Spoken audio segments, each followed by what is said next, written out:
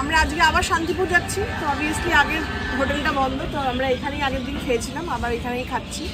আজকে বলেছি আর পরোটা খাবো না। এই দিকটা বস কোনটা? দুটো তেল দেওয়া?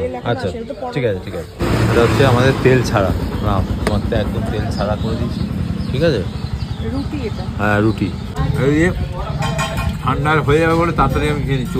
এটাকে আমি ঘুগনি বলতে পারি, এ দেখো এদিকে দেখাও, এটাকে আমি ঘুগনি বলতে পারি কারণ এটা পুরো মটরে ভর্তি।